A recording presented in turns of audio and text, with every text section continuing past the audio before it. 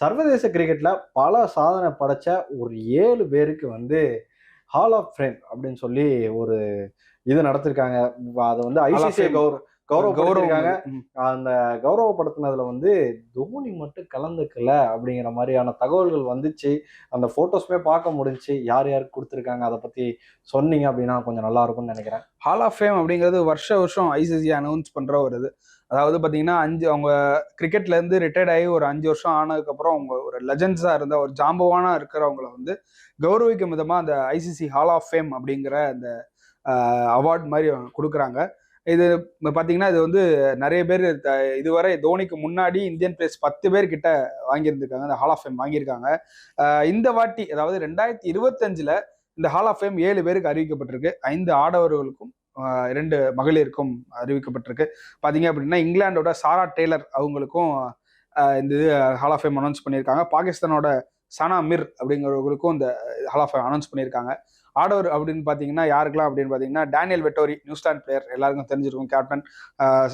Graeme Smith, south ஆப்பிரிக்காவோட பெரிய ஒரு எழுச்சிகரமான ஒரு கேப்டன்னே சொல்லலாம், அவங்களுக்கு இந்த வாட்டி அனௌன்ஸ் பண்ணியிருக்காங்க. அப்புறம் ஹஷீம் ஆம்லா, அவரும் சவுத் ஆப்பிரிக்கா ஒரு ஓப்பனிங் பேட்டர், டெஸ்டா இருக்கட்டும், ஒயிட் பாலா இருக்கட்டும், ஒரு பெரிய லெஜெண்டாவே இருந்திருக்காரு சவுத் ஆப்பிரிக்காவுக்கு, அவங்களுக்கு அனௌன்ஸ் பண்ணியிருக்காங்க. மேத்யூ ஹேடன், அதாவது இவர் 2008லே ரிட்டையர்ட் ஆயிட்டாரு, ஆனா இப்பதான் அவங்களுக்கு ஹால் ஆஃப் ஃபேம் அறிவிக்கிறாங்க. இப்போ மேத்யூ ஹேடன் பத்தி நான் அவ்வளவு சொல்லணும்னு இங்க இல்லை, கண்டிப்பா எல்லாருக்குமே தெரிஞ்சிருக்கும். ஒரு சிஎஸ்கேவோட ஒரு பெரிய இதா இருந்திருக்காரு. ஆஸ்திரேலியாவுக்கு வந்து அவர் பண்ணாத சாதனைகளே இல்லை அப்படிங்கிற மாதிரி இருக்கும்.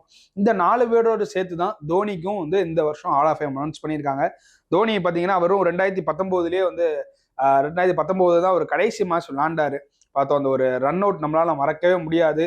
அது வேர்ல்டு கப்ல நியூசிலாண்டுக்கு அகேன்ஸ்டா. அதுதான் வந்து அந்த இதான் அவங்க ரிட்டையர்மெண்டா கால்குலேட் பண்ணி 5 வருஷம் கழிச்சு அந்த இதுக்குனால இப்போ ஹால் ஆஃப் ஃபேம் அனௌன்ஸ் பண்ணியிருக்காங்க.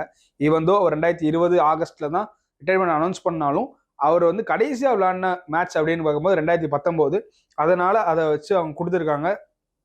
கண்டிப்பா இந்த 7 பேருமே தகுதியான நபர்கள் தான் சொல்லணும். ஏன்னா ஹால் ஆஃப் ஃபேம்ங்கிறது அவ்வளவு சாதாரண விஷயம் கிடையாது. கண்டிப்பா தோனிக்கே பெருமை அப்படின்னு சொல்லலாம். தோனிக்கு கொடுத்தனால அந்த ஹால் ஆஃப் ஃபேமுக்கும் பெருமை அப்படிங்கிற ரசிகர்கள் சொல்றாங்க. கண்டிப்பா இது வந்து கிரிக்கெட்ல ஒரு தோனி ரசிகர்களுக்கும் சரி, தோனிக்கும் சரி, ரொம்ப ஒரு நல்ல இதாக தான் இருக்கும். இல்ல ஆக்சுவலா இப்போ 11 பிளேயர்ஸ் வந்து இதை வாங்கியிருக்காங்க இந்தியன் பிளேயர்ஸ் அப்படின்னு பேசும்போது முதலா வாங்கின பிளேயர் அப்படின்னா பிஷன் சிங் பேடி. அவர் வந்து 2009ல வந்து வாங்கினாரு. அது வந்து 1967ல இருந்து 79 வரைக்கும் விளையாடினாரு இந்திய அணிக்காக.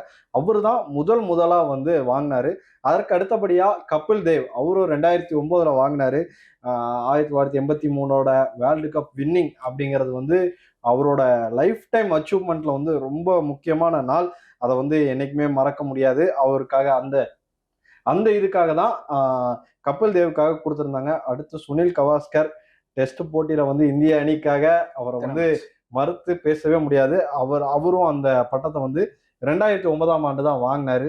அதற்கு அடுத்தபடியா அனில் கும்ளே 2015ஆம் ஆண்டு வந்து வாங்கியிருக்காரு. அவர் வந்து இந்திய டெஸ்ட் கிரிக்கெட் வரலாற்றுல அதிக விக்கெட் எடுத்த அப்படி ஒரு பிளேயர் அப்படின்னா கண்டிப்பா அது அனில் கும்ளே தான்.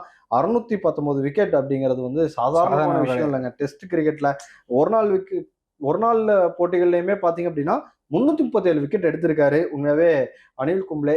அடுத்த பிளேயர் வந்து நீங்க எதிர்பார்த்திருப்பீங்களான்னு தெரியல, ராகுல் டிராவிட். அவர் வாங்கியிருக்காரு. இந்தியாவின் தடுப்பு சுவர். உண்மையாவே வந்து ரொம்ப அவர் மேல இருந்த ஒரு டெஸ்ட் கிரிக்கெட்டை அடுத்த லெவலுக்கு எடுத்துட்டு போனது அப்படின்னா அவர் தாங்க. உண்மையாவே ராகுல் டிராவிட்டை பத்தி பேசணும் அப்படின்னா அது இந்த வீடியோ பத்தாது. அவருக்கும் அந்த ஒரு அங்கீகாரம் கௌரவிச்சிருக்காங்க ஐசிசிஏ அப்படிங்கிறது வந்து சொல்லணும். இந்த பேரை தவிர்த்து இந்தியாவோட நம்ம வந்து கிரிக்கெட் ஹிஸ்டரியே இருக்க முடியாது. இந்தியான்னு இல்ல, வேர்ல்டு கிரிக்கெட்டே இருக்க முடியாது. அந்த மாதிரி ஒரு பிளேயர் தான் மாஸ்டர் த பிளாஸ்டர் சச்சின் டெண்டுல்கருக்கு தான் வந்து 2019ஆம் ஆண்டு கிடைச்சிருக்கு அந்த ஐசிசிஏவோட ஹால் ஆஃப் ஃபேம் அப்படிங்கிற ஒரு விருது, அதாவது கௌரவம் வந்து அவருக்கு கிடைச்சிருக்கு. அதுக்கப்புறமா இந்த பேரை வந்து யாரும் எதிர்பார்த்திருக்க மாட்டாங்க. வினு மங்கட். அவர் வந்து எப்போ விளையாடினாரு அப்படின்னா 1956 அந்த டைம்ல விளையாடினாரு. ஆனா அவருக்கு கிடைச்சது பாத்தீங்க அப்படின்னா 2021ல தான் கிடைச்சிருக்கு.